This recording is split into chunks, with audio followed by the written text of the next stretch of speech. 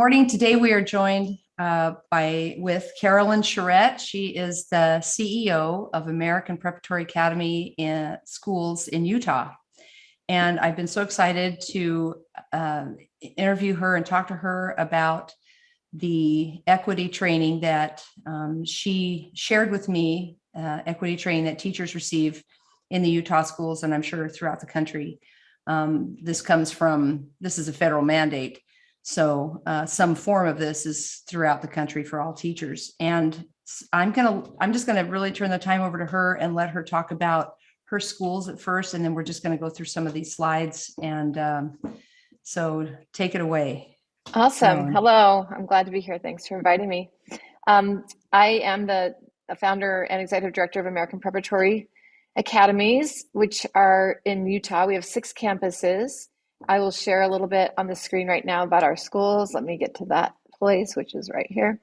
American Preparatory Schools, we opened in 2003. This was our very first campus, this first picture here, which is a K through 6 campus. We opened K through 8. We are a K through 12 system now. We have a second school in Draper that houses about 1,200 K through 6 students. And then we have our Draper 3 campus, which is our 7 through 12. So in Draper, our kids can go K through 12 through our system, and we have about 22 to 2,500 kids in that system. We also have an early learning center there where we have a daycare for our teachers. We have a preschool and then a kindergarten center. So it's kind of like a big family. We can take all of our staff kids and care for them from the time they're 6 weeks old and all the way up through 12th grade. We also have a system of schools in West Valley City, Utah, which is just another suburb west of Salt Lake City. We have a K through 6 school there. And then this is our K through 12 campus. The second West Valley 2 here is K through 12. And then we have a small rural school out in Salem, Utah. It's a K through 9 school that serves about 500 students. So we're serving a little over 5,000 students. We started in 2003, and we are a classical liberal arts school that endeavors to ensure that our students in the classical tradition, we seek truth, beauty, and wisdom, and our name, American Preparatory Academy, kind of gives a good foundational idea about why. And we feel like in order to prepare our students to become amazing American citizens, to perpetuate our amazing form of government, that they need to be prepared to do that, and that we do that through a classical liberal arts education. So that's in a nutshell who we are at APA. Carolyn, one of the things I was there a couple of weeks ago touring your school and your main campus there, the first one that you opened. And one of the things that really did, I'm going to be honest, kind of shocked me was the diversity of the students there. And you made the comment that I'm trying to remember exactly how you put it, but you said something to the effect of there are not more white kids there because the people who are seeking our schools, we have wait lists at all of our campuses. It's a competitive thing to get in on a lottery. And the people who aggressively seek our school are parents who want their kids, first of all, to learn about the amazing foundational documents of America. They come from other countries that didn't have those documents, that didn't understand about constitutional rights, inalienable rights, first of all, right? And then all the rights afforded us through our Constitution and our Bill of Rights and all of those things. And so we find that we have people who want their kids to come learn about America so they can become successful Americans. They want them to assimilate. They want them to assimilate into the highest levels of our society in education. And they want them to be part of the great conversation. In classical education, we talk about everything kind of around this idea of the great conversation. And in order to be educated enough to be a voice in that great, be a participant in the great conversation, they know they need to go to a school that's rigorous. Our school has about a 45-minute longer school day. We have homework every night. We have a lot of rigor.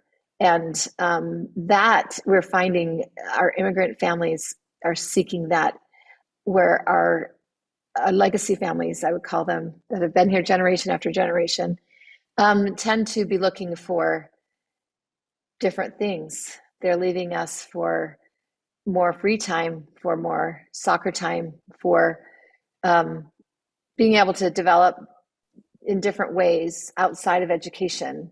Or being mainstream with the current culture, right?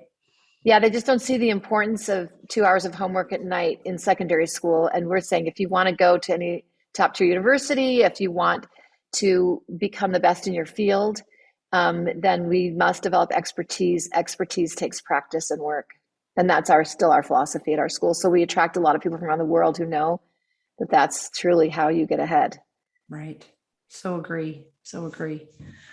All right. So, had a wonderful visit with Carolyn last weekend, and what I'd really love to see, as I told Carolyn a little earlier, are hundreds or thousands of these types of schools available for parents all over the country, all over the world. Really, this is one of the ways that one of the things that needs to happen in education. That there needs to be a return to the classical, where we start with the knowledge base and then we worry about the skills as we go, right? We talk about great people, we talk about great concepts, we talk about virtue.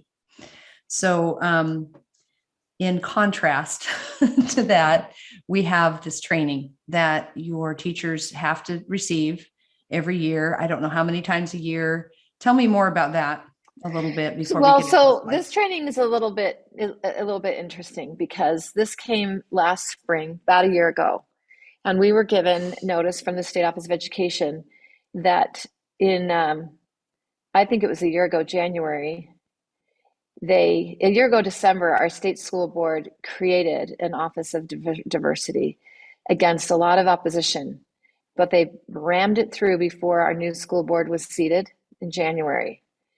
And so it was a hostile move, some of us felt, in the way that they went about it anyway, in creating the Office of Diversity. This is happening all over the nation. These offices are being made in every college, in every state, in every district. Yeah, I was teasing my son because I was telling him about these slides. My youngest son, who is in accounting, and I was saying, I think you ought to change your major, honey, and get a degree in equity, diversity, and inclusion, and go get a job in a school district.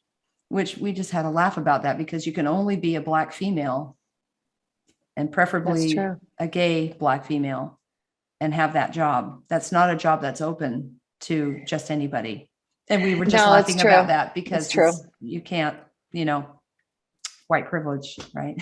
That's right. That's anyway. Right. So in January, they identified a young woman to be the leader of this department at the Utah State Office of Education.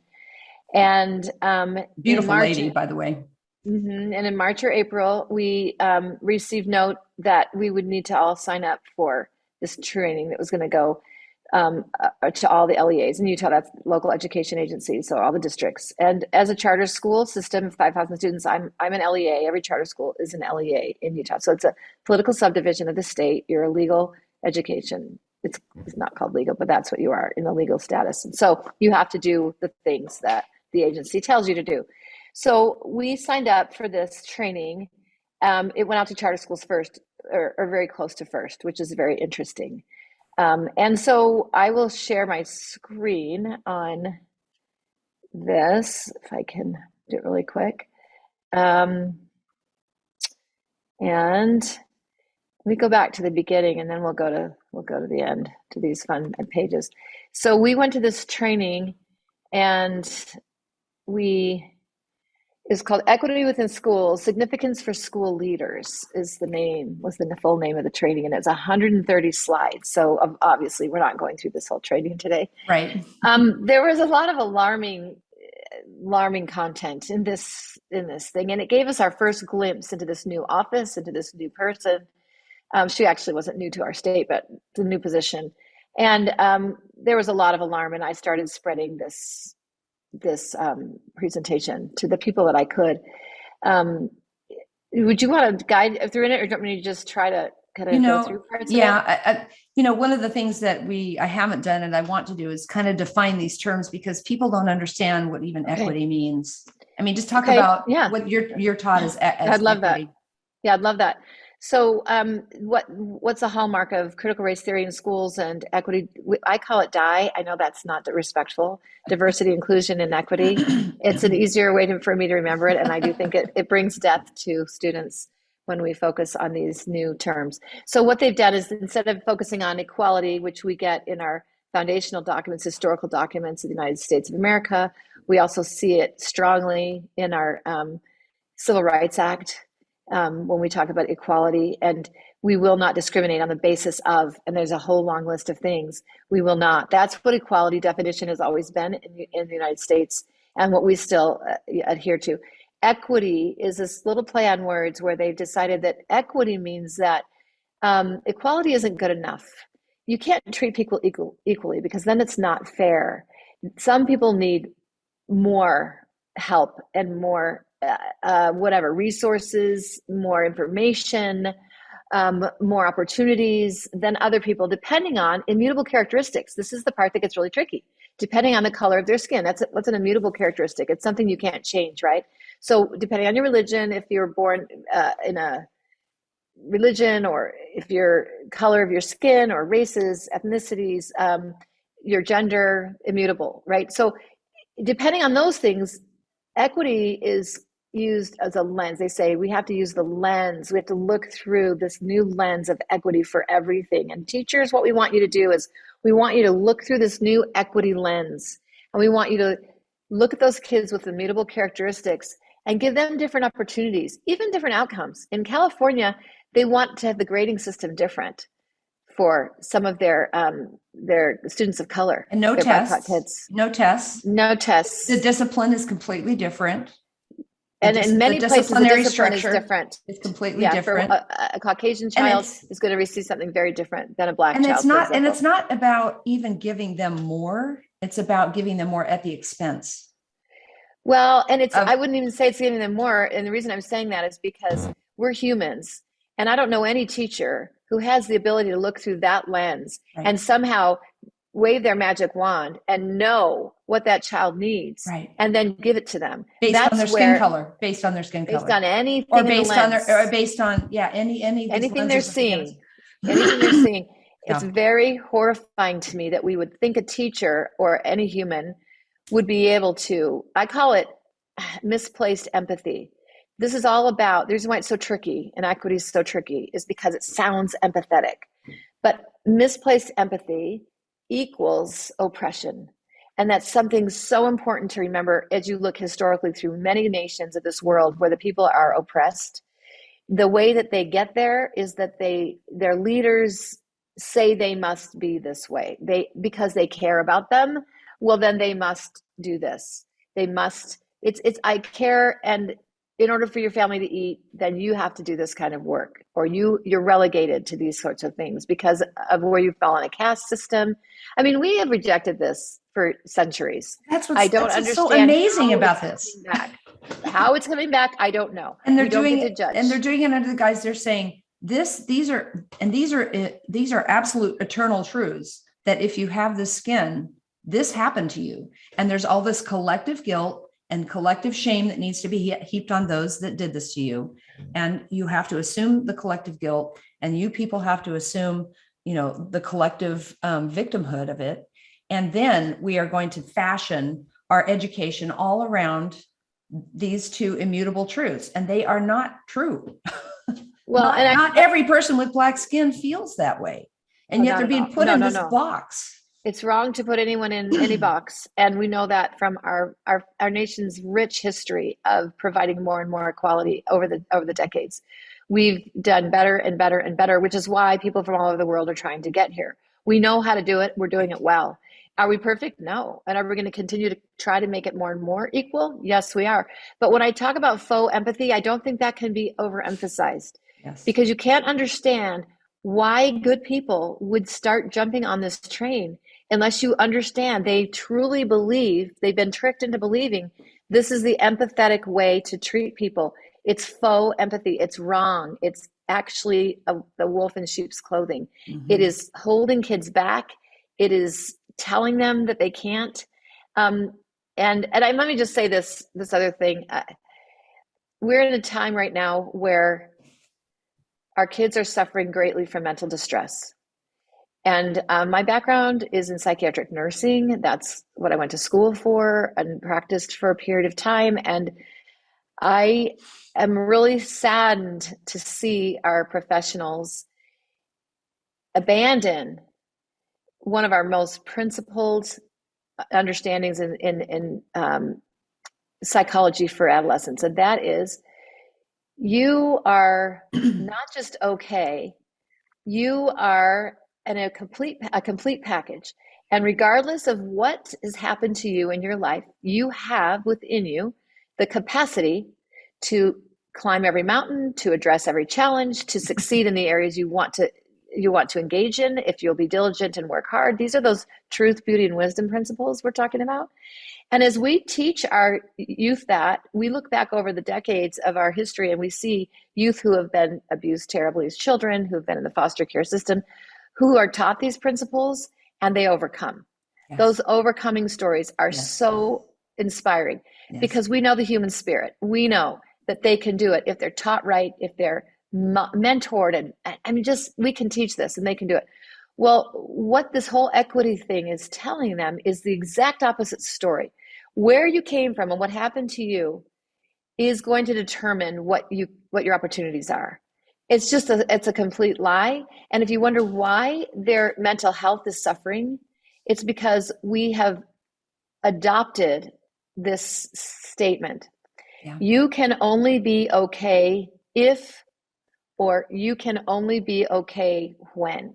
So if you're a Black child or a BIPOC anyway, right? Black, Indigenous, people of color. If you're a BIPOC child, the message that you're getting through these trainings right now is you can only be okay if, and now you can fill that in with any of the critical race theory stuff you want, any of it. If the whole United States changes, admits they're horrible, and gives you millions of dollars in reparations because of what happened to nobody you're changes all judicial policy, changes, so you can gets only into the churches okay and tells the churches what they can preach, and et cetera, et cetera. And if we change the entire structure of our society and best eliminate religion, best eliminate the judicial system as it is, okay, so Chauncy, how likely are any of those things to happen? Well, that's the thing. Can they be okay? So what have we just told that child? There can never be okay. Not be okay, and they know it, and they're killing themselves. That's right. They're killing themselves, and I don't blame them because we're telling them this horrible thing that's not true. And I wanted to start with that because that is the foundational reason why we must fight this with everything we have. Right. We're telling our children, you can only be okay if or when. Right. That is a lie, and it will kill them. Right. It's not true. And the adults are using them as political pawns. Yeah. And we just have to stand up against it. So that's what this 130-page thing. Now, I want to tell you that they pulled this down as soon as we started sending it out to our state representatives and legislators. This was removed immediately from the state office. Luckily, I'd saved a copy on my computer. I was able to distribute it so that when they started lying and saying, we don't do this, we don't believe in critical race theory, it's not anywhere in our schools, I can show that this is not the case. Your intention was to have this in every school, every teacher. Now they're saying, but this isn't for students, this is just for the teachers. So think about that too as we go through some of this and how obvious it is that they want this to but presented to students, right? My theory, Carolyn, and I've been doing a lot of conversations, I went into the wolf's den and got on some teachers' Facebook pages and asked questions and, got called the racist and everything for even asking the question. The question I asked was, some of this EDI training that you're getting, or DIE training, as you say, is this causing some of you to really have, an immense amount of stress that you have to now be responsible to see each child, in terms of all these intersectionalities and try to sculpt your language and your lessons and everything around that especially if you have a diverse number of kids in your classes. And a few people, I got like 26 likes on that comment, just asking the question. Very few wanted to answer the question, but a few didn't say, yeah, it's so hard. The pressure now is so great to try to meet these standards, these new standards. It's really true. And it's really true. Hey, have you marked any of these? I'm going to go click. Just go. Yeah, just go. Okay. Yeah. So this was just the beginning. And And as we go into this norms overview, I think it's important to realize that from the very beginning of this presentation, they're trying to reestablish norms. Okay, hold on. On this one, I love this one at the bottom, tolerate ambiguity. Yes, So because even if things are not clear, even if we're not making things clear, it's not clear to anybody, you just have to tolerate that. And you have to, especially because this is not going to make sense. They knew this was not going to make sense to people who believe in equity. I mean, inequality. People who have been really loving our nation's focus on equality. This is not going to be making sense. So they're setting you up in the beginning to go, now this is going to be hard. We just need you to tolerate this. And they talk about collaboration and over they don't only the only collaboration they want is validation for this stuff. Nobody, I was going to ask you, does anybody in these trainings go, I don't believe this? I mean, nobody speaks up. You can't. I only was involved in one of the trainings, and there was one gentleman who tried several times, but they pulled these down and they stopped giving these trainings. So these trainings are not happening right now, but they're really important to know. Not in Utah. Not in Utah. Oh, no, I guarantee they've been going on in Oregon for a long time. Absolutely. And they're actually doing other trainings here, but this particular one, I just want to make sure everybody knows this, they did this. So we're here to get it right, not be right. So here we are, we're starting to erode the idea of any kind of a right, that there is a right and a wrong in here, right? Like that someone could be wrong. And so these are the things that they were going to talk about today. Privilege, defining it, privilege in schools. Being a culturally responsive educator. What's implicit bias? Intersectionality, microaggressions, equity, equality, trauma, historical and systemic racism. So it just gives it to you right there at the very beginning. These are all the things we're going to talk about. And as they go into here, what is this Captain Melinda Gates? What is that about? I don't even know because I don't remember. Okay. No, I don't remember. And I had staff who participated in this training. I only listened in to pieces of it. But I think this is one of the most important things to me is they say bias and judgment of behavior from implicit attitudes and implicit stereotypes without intentional control. Now, this is gobbledygook. In case any of you are confused, this is where you use words to try to confuse people. And basically, the reason why she highlighted without intentional control is because she's saying, you guys are all doing this, but I know you're not intending to. Yeah. So I'm setting you up in mind control. This is one of their tactics, right? Is where you say, there's something you can't really understand here and you're all doing it, but I know you're not doing it on purpose. And I just remember what I told you before about not being right, just being willing to get it right. We got to try to get it right today. So even though this is making you feel uncomfortable, please understand, we know it's not intentional that you're doing these things. Do you see that mind control, how quickly they got there in the very first 6-7 slides, right? That to admit that you're doing something and now you're feeling embarrassed and insecure, but we know you're not doing it on purpose. It's just in your DNA. It's in your DNA. They've skipped over the entire argument. They've skipped over the entire classical view, which is, no, you make your points, and then we get to make our counterpoints, and then we're going to decide, do we have this bias? What does it mean? How is it exhibited in a classroom? They have skipped over all of that in critical race theory. And we don't get to discuss any of it. Yeah, and how do we counter it in a truly compassionate way? How do we counter any bias that we discover within ourselves in a truly compassionate way? Right. In as human beings that are fallible. We're all fallible. Yeah, it's very interesting. So this goes on into the implicit bias, but again, she's just reinforcing. I could not understand that. I could not understand that slide. I tried to understand that slide. It's because they didn't go into the logic steps. So in a classical education, right, we're going to focus on logic, grammar, logic, and rhetoric. Those are the 3 parts of a classical education.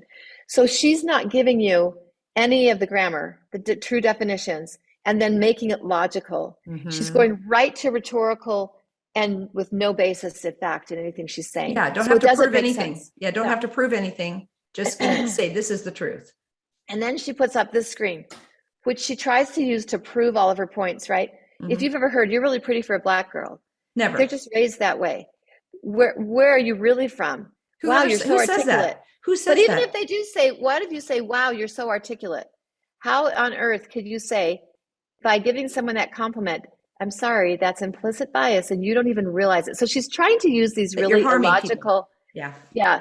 And she's trying to take things you're going to hear every day and you're going to say, well, yeah, of course I've heard people say, yeah, wow, you're so articulate. And now she's saying, well, then see, I've just proven my point. But she again has skipped the logic debate because the logic debate would take us in a classical mindset to, first of all, what's the context? They always want to Right. remove context, right? Right. There's never going to be, because that's part of the classical mindset is context, and they don't. And so anyway, now we're really into the mind control. They're like, okay, see, and if you've ever heard these things, then you're part of it and it's happening. And we know you don't mean to be, but it just is. We've just skipped over everything. Then there's the subtle, there's the unintentional. Sorry, these are not right. Um, and again, see, perpetrators are typically often intend no offense and maybe unaware. You don't even know you're doing all this, guys, but you are. This is where we get into truly communist mindset of mind control that is not okay. The next section, on to the next section. Now that we've covered black bias and you're all biased and there's nothing you can do about it, let's move on to this section. They talk about all the different ways that we could divide people up into groups, because that's what intersectionality is. And then all the different kinds of groups in schools that we could look at, all of our kids who are limited English, they have different sexual orientations, races, socioeconomic, refugee, religious affirmations. Who experiences, instead of saying these are all the diverse people, this is how we would do it in a classical world. We would say, look at all these characteristics of a diverse group of people that enrich our discussion at the great conversation. Yeah. Look at that. That is what we would be saying. That's not what they're saying, is it? Who experiences the impact? And they're going to tell you what the impact is, even though Not the benefits, not the benefits. Right. And you but can't. The impact. And how is it okay for you to say what someone else's impact is? What's another psychological principle that we know? It's never okay for you to try to tell someone else's story. Right. It's never okay for you to try to tell what someone else's experience is. Yeah. It's and that's one of their tenets. That's what's interesting. That's one of their tenets that they're ignoring. Now we're going to throw that out. We're going to throw so much. Yeah. We're going to throw that out for our purposes. It's insane.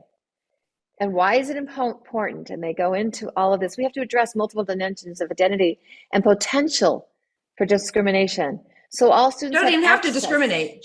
We're just going to say maybe this could happen. And so now we're going to train you and do away with the whole classical idea, just because there might be potential. There might be some book that we read that makes somebody feel bad. Oh, sorry. You're okay. I wanted to point out that the great conversation is one thing that we talk about in the classical education. And another thing that we talk about is the feast, is what I call it. Sorry. So we invite everyone to the feast in a classical school. And we prepare this feast, and it's hopefully very diverse in all of the things we're going to think about and talk about and interact with. And a teacher's job in a classical school is, in the beginning, you're running around the room with a spoon and you're saying, taste this. I know you're going to love it. First grade, kindergarten, we're reading The Little Red Hen in kindergarten. And we're going to talk to you about the virtue of work and earning something for work, or not getting the fruits of others' work. There's a lot of cool things in Little Red Hen, right? Oh, that story. Oh, so There's many. a lot of cool things that can go all the way up through high school. You can keep studying that book and you learn more and more things. But you're running around the room to the 5-year-old with your spoon saying, taste it, it's going to be good. And the goal is, by the logic phase, by the time the kids are in 4th grade or so, they've had so many years of wonderful experiences of tasting this feast that they're going to come to the school every day. They come to the table. They're coming to the table. Even if it's a subject that's not fascinating to them, you've gotten them excited through a biography of a great scientist, and now we're going to study science, and suddenly that kid's at the feast, they're so excited, right? Whereas if you had presented it in the way you were speaking of earlier, through a very sterile, skills-based, today we're going to talk about photosynthesis. What is photosynthesis? I mean, like that. That's not the feast, right? That's not good. So the feast is where everyone gets invited and enticed. Now, is it true that when they come to the table, some kids are going to love more foods than others? Yeah. And you're going to see that naturally happen. But guess what? It doesn't happen around the lines of intersectionality issues. It doesn't happen that all of the Black, Indigenous, people of color groups only like this food, and others only. But that's the beauty of diversity, is that you find out, I love Shakespeare. Oh, you love Shakespeare too. And you're from Burma and you love Shakespeare too. Isn't it cool? Let's talk about Shakespeare. Well, they don't offer that here. They want us to guess before the kids come to the feast. That's what this is about. You address multiple dimensions of identity and potential. You address it before you're at the feast. You try to guess what those kids are going to like or not like. And then you decide what access they're going to have to what academic. But what makes me crazy a little bit, okay, with all this too, is that they want to keep everybody in a box. This is your culture, and this is what we think you should learn. And there's no idea about the kid from Burma learning about Shakespeare. That's not their culture. So, that's white culture. So that not only is that irrelevant, but it's but it's harmful, because it makes white culture the norm, right? And it's my idea is human nature is human.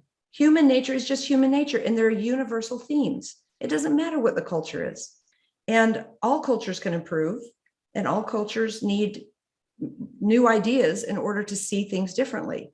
So, yes, we are white people. We look to Shakespeare for a lot of that, but that's echoed in many cultures. His ideas are echoed in many cultures, and we can learn all over the place. Truth, beauty, and wisdom is found in all corners of the planet. Corners, yes. In literature written by people from all walks of life and backgrounds. And if you learn to appreciate Shakespeare, it does give you skills that allow you to appreciate other difficult to read literature, right? And so we use that in a classical education to give our kids skills, to help them to be able to access others. But what they're saying here is, no, you take their immutable characteristics, and then we look through the lens, and then we decide what would be appropriate and equitable. That's not okay. They get to decide. As humans, those inalienable rights we were talking about, they get to decide for themselves. So the second thing here I think is important too, where it says they're going to provide caring, supportive environments, develop academic self-determination. That's really important, because if you're looking through the lens and you're telling a student, well, Shakespeare is a dead white guy, is what they say, right? And so we're going to have you studying something else. That is not self-determination. No. I mean, self-determination comes when the feast is prepared, they're all invited to the table, and they choose what to eat. That's different, right? And then feelings of competence is so telling. We don't want our kids to have feelings of competence. We want them to demonstrate competency. When they demonstrate it, then the self-esteem comes, and you can't have it the other way around. It doesn't work, but that's what they want, that they infuse them with feelings of self-competence. It's silly.